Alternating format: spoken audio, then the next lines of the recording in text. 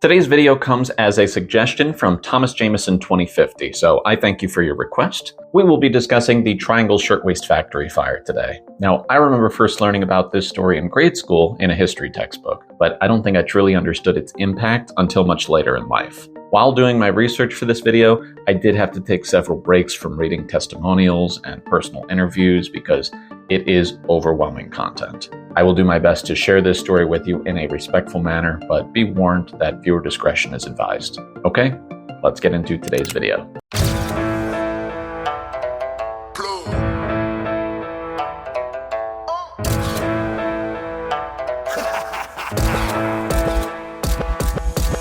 Before we get into today's story, you need to understand a few key ideas. First, the Triangle Shirtwaist Factory was a company that employed about 500 people. Some of them were men, but most of them were women, and they were split between 3 different floors: the 8th floor, 9th floor, and 10th floors of the Ash Building, and the Ash Building was a block east of Washington Square Park. The working conditions at the factory were poor to say the least, but any money was good money for most of these impoverished women who came from all different backgrounds. That being said, most of them were either Jewish or Italian or Polish, and these Jewish families were even willing to work on the Sabbath in order to contribute to their households. To give you an idea, the wages for these workers would have been somewhere around making $4 or $5 per hour today.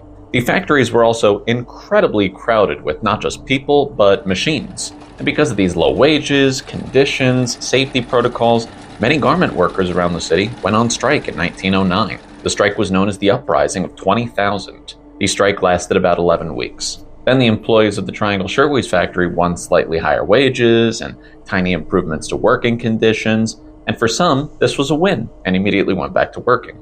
Fast forward to Saturday, March 25th, 1911, so about a year after the strike ended. Mary Abrams was just like many of the girls working in the factory. She was under 20 years old, she was a blouse operator in the 9th floor workshop, and the girls all had a good working relationship. Around 8 a.m., Mary remembered a lively young girl named Esther who came in with this beaming smile on her face, and when asked what she was so happy about, she flashed a sparkling diamond ring that had been given to her the previous night by her fiancé. And all the girls who worked near Esther, which included Mary, couldn't help but feel this contagious joy that Esther was feeling. But obviously there was work to be done, and everyone fell into their roles for the day. Mary was a member of the price committee, which was made up of 4 different girls and the chair lady. The crew would usually assemble near the window and discuss the prices for the different work. But the talk often evolved into typical girl talk that had nothing to do with work, just something to break up the day. Now, as the girls were talking, Mary noticed that the water buckets by the window were empty. The point of these water buckets was to put out a small fire in case something broke out, because after all, a lot of the stuff around them was extremely flammable, even though the Ash Building itself boasted that it used fireproof materials in its construction. She mentioned it to the girls, but they quickly began to hush when their boss made his way over. Now, their boss was not the boss, likely a relative of the big guys upstairs, but he was still very intimidating and was rarely fair about anything. He'd always try to eavesdrop when he saw the girls gathered for too long, but they'd often change topic when they saw him coming over. But on this particular day, one of the girls spoke up to the supervisor to let him know that these buckets didn't have any water and that it was unsafe. And this guy clenches his jaw, bared his teeth, and said, "If you'll burn, there will be something to put out the fire."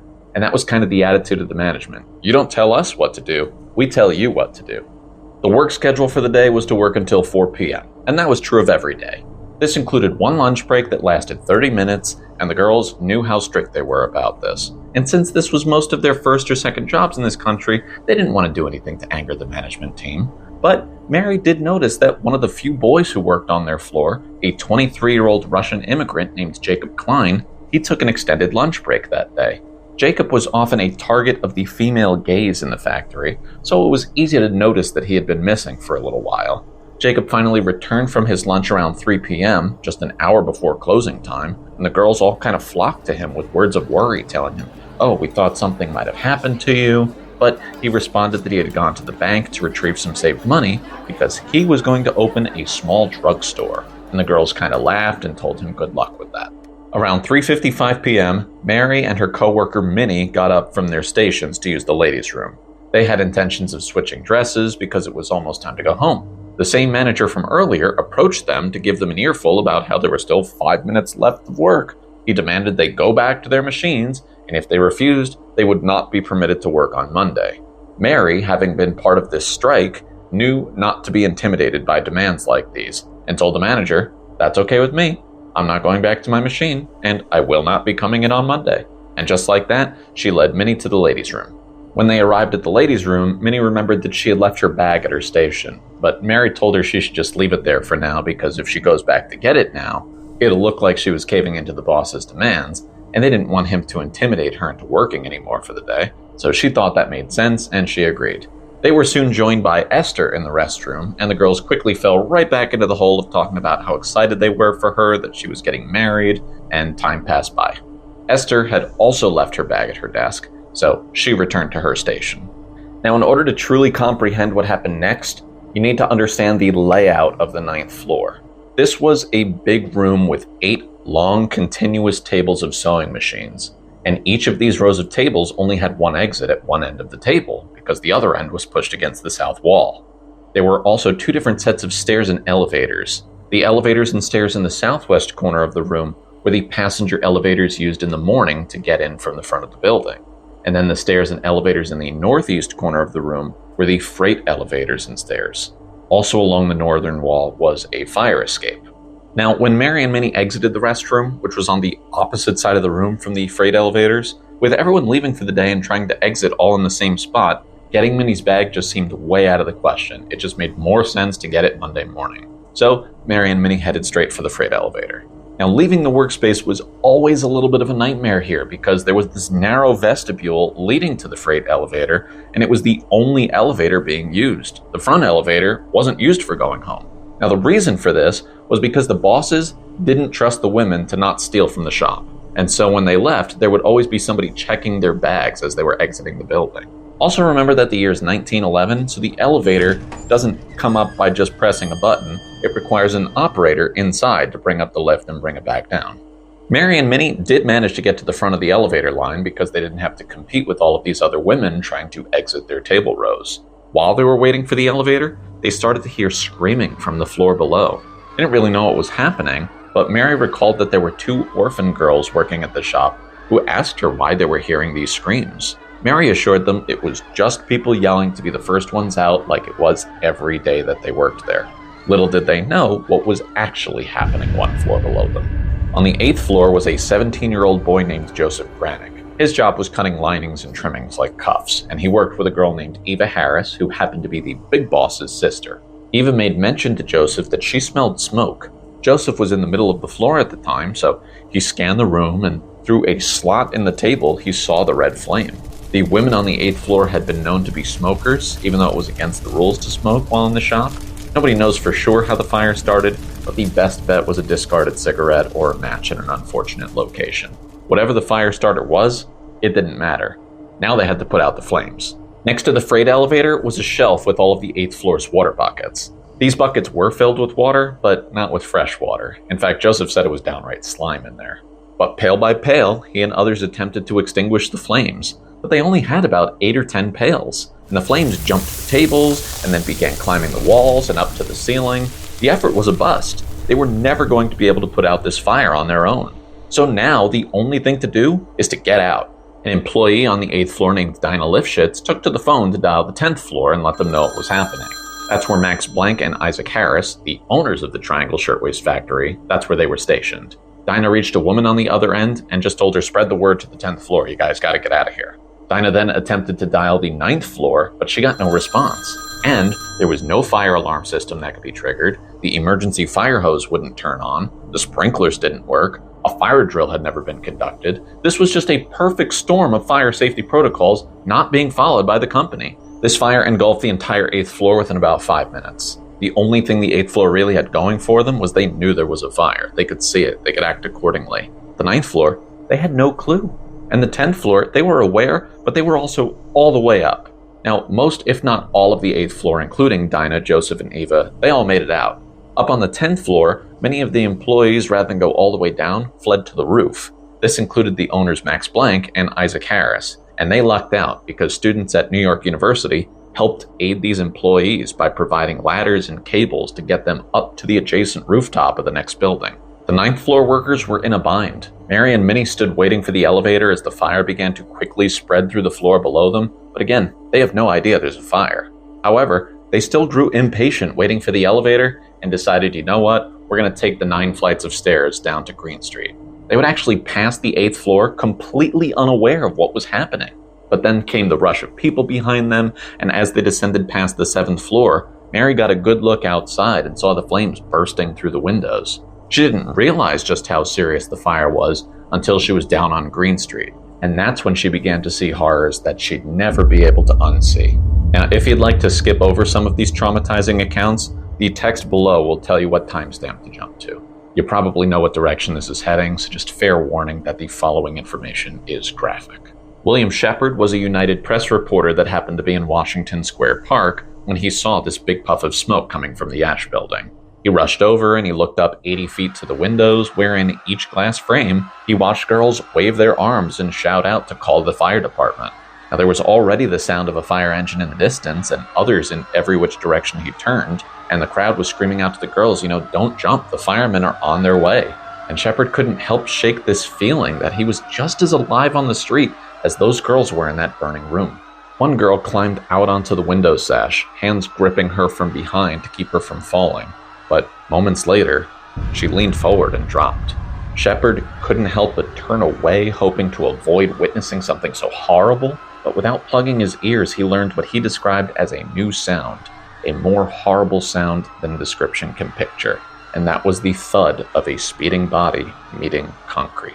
Several moments later, more thuds on the pavement, and every single person on the street had to shield their eyes from this horror as more and more people chose this option as their means of escape from this nightmare.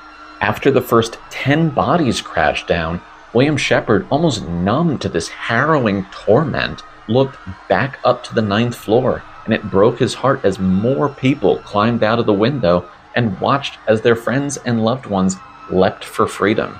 A man actually stood in the window, assisting young girls out onto the ledge and dropping them himself if they didn't have the courage to leap. He ushered them almost as if helping them onto a ferry and not into eternity before finally jumping himself. At this point, the firemen had arrived and they began to stretch their ladders up the building, but unfortunately these ladders could not climb 80 feet up. In fact, they barely reached the 6th floor. Other firefighters brought out life nets, which were these round safety devices ranging anywhere from a 6-foot to a 10-foot diameter, and the idea of them was to be able to catch jumping people from a burning building. But Mary noted that many of these nets were too weak to catch jumpers, and many just plunged right through them to their deaths. And the nets did nothing to lessen the sounds of these bodies hitting the pavement. The nets ripped like paper. Many of the employees had no idea that there was a fire escape outside of their window, but it wouldn't have mattered. The fire escapes weren't up to code either. Several people attempted to use it, but this poor excuse for a staircase could not hold the weight of the number of people trying to use it. And it wasn't before long that it too collapsed and sent people falling from the upper stories down to the pavement.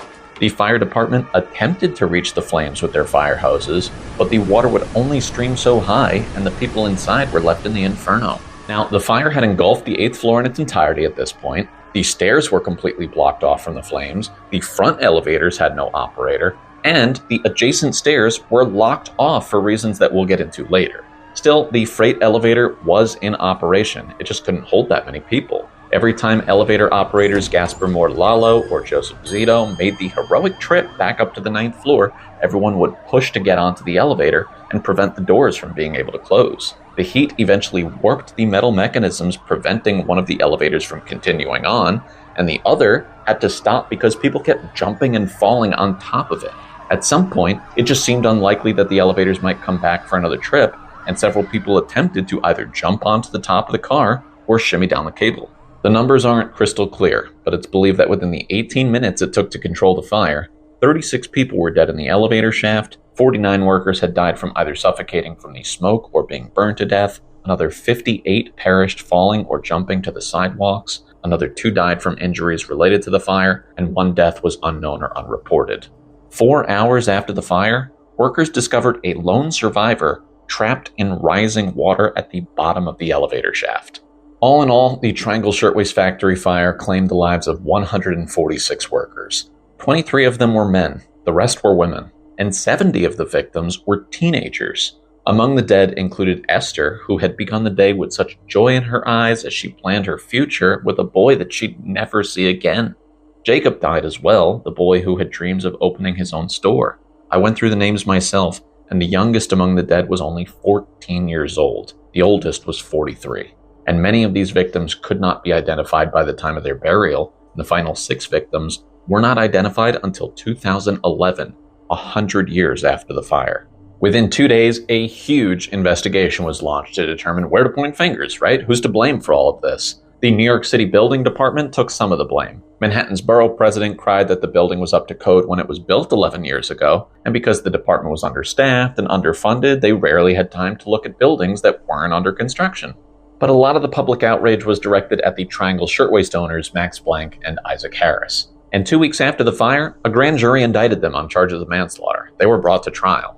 Among the witnesses called to give testimony were those who worked closest to the locked doors on the 9th floor. That included Mary Abrams. She testified that both elevators were used in the morning, but only the back elevator operated at the end of the day so that a watchman could search their pocketbooks as they exited.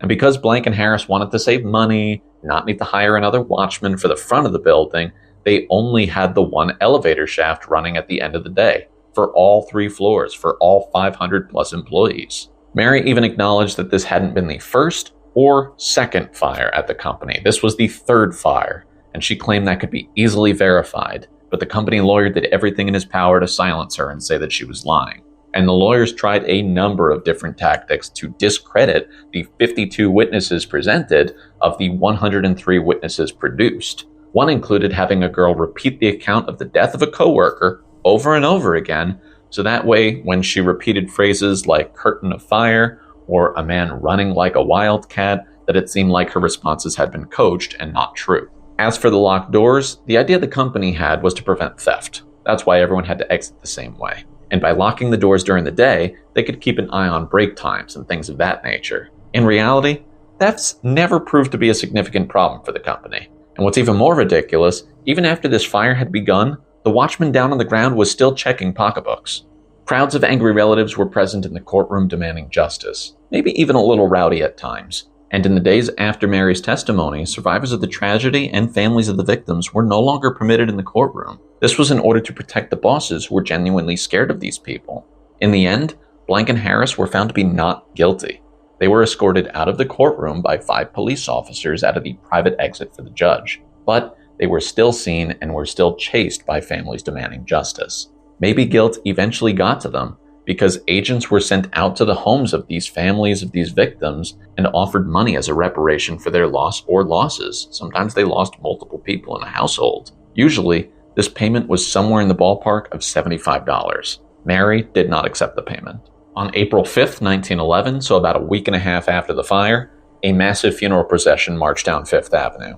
It's estimated that anywhere between 80,000 and 120,000 people marched for 6 hours, with another 300,000 to 400,000 people watching.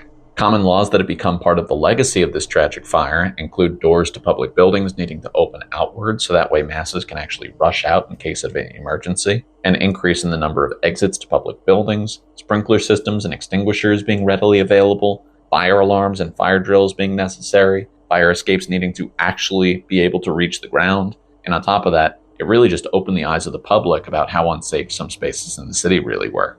And lastly, among the witnesses to the Triangle Shirtwaist Factory fire was a woman named Frances Perkins. She had already devoted a good portion of her life to helping workers improve their working conditions, but this fire encouraged her to push for even greater goals. At the recommendation of a friend named Theodore Roosevelt, she became the executive secretary for the Committee on Safety of the City of New York. This was formed in order to improve fire safety. And from there, she'd go on to serve as the 4th United States Secretary of Labor, doing so for longtime friend Franklin Delano Roosevelt. She was the first woman to ever serve in a presidential cabinet, and she was one of only 2 cabinet members to remain in office throughout his entire presidency.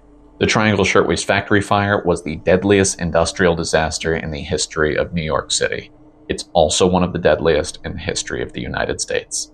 So that's going to do it, folks. Once again, I want to thank Thomas Jameson 2050 for making this request. I encourage more of you to submit story requests. You can do so in the comments section below or email me. It's just the nycstoryteller@gmail.com. Please remember that I will only cover the story if it has relevance to New York City. That is my niche. Please make sure to like the video so we can spread this story to more people, and please subscribe to the channel if you haven't already done so. And click the little notification bell, that way you don't miss any of my weekly uploads. I'll see y'all next week. Deuces, kids.